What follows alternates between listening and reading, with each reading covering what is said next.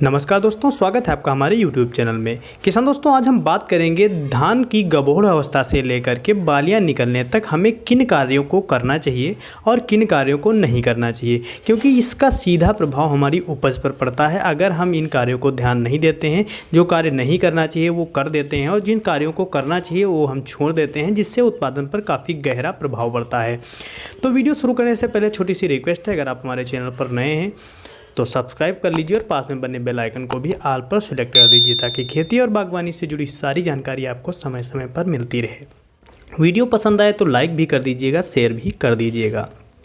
सबसे पहले बात करेंगे हम क्या नहीं करना चाहिए, क्योंकि खास कार्य ये होता है कि हमें ध्यान देना होता है। ये कार्य अगर हम कर देते हैं किसी कारणवश तो समस्याएं क्रिएट हो जाती हैं, रोग बढ़ जाते हैं या उपज कम हो जाती है। तो ये कार्य हमें नहीं करने हैं। सबसे पहला जो है काम, फंगस वाले रोग अगर आपकी फसल में एक भी दिख रहा है, 1-2%, 5% है, तो यूरिया का बिल्कुल इस्तेमाल ना करें और अच्छी सी फंगीसाइड का प्रयोग करके रोग को कंट्रोल करने के उपाय करें।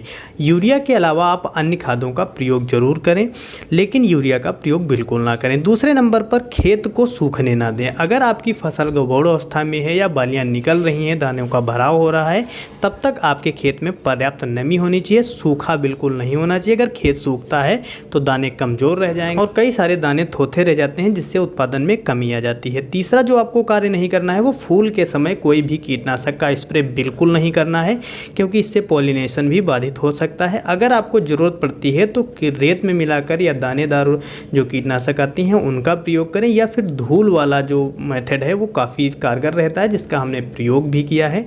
तो ये जो कार्य हैं ये आपको नहीं करने हैं। अब हम बात करेंगे कौन से कार्य आवश्यक होते हैं जो इस समय आपको करने चाहिए। जब आपकी फसल गबोड़ अवस्था में हो तब आपको अपने खेत में नमी बनाए रखना है, सूखने बिल्कुल नहीं देना है। यानी नमी पर्याप्त बनी होगी तो दानों का भराव अच्छे से होगा और दाने चमकदार भी होंगे और वजन भी होंगे।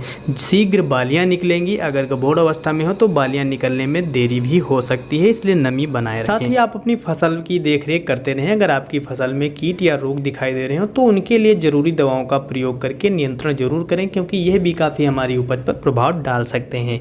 अगर आपकी फसल में अभी 35 या 40% बालियां निकली हैं तो इस समय आप अपनी फसल में पोटास का प्रयोग जरूर करें, दानेदार पोटास। साथ में आप DAP और सिंगल सुपर फास्फेट का भी प्रयोग कर सकते हैं। इसके अलावा आप अपनी फसल में पोटास और यूरिया का भी प्रयोग कर सकते हैं। काफ़ी अच्छा लाभ मिलता है। ये जो आपको स्क्रीन में खेत दिखाई दे रहा है, इसमें हमने पोटास और यूरिया का प्रयोग किया है, लेकिन इसका प्रयोग करने से पहले ध्यान रखना है, अगर आपकी फसल में कोई भी रोग दिखाई दे रहा है, 1-2% है, फंगस वाला रोग है, तो आपको यूरिया का प्रयोग बिल्कुल भी नहीं करना है। इसके अलावा अगर आप स्प्रे करना चाहते हैं तो 05234 या 0050 का भी प्रयोग कर सकते हैं। तो ये छोटी सी जानकारी थी कि आपको इस समय क्या करना चाहिए और क्या नहीं करना चाहिए, जो हमने आपको बताया है। वीडियो पसंद आया तो लाइक शेयर करें, चैनल पर नए हैं तो सब्सक्राइब करें। धन्यवाद।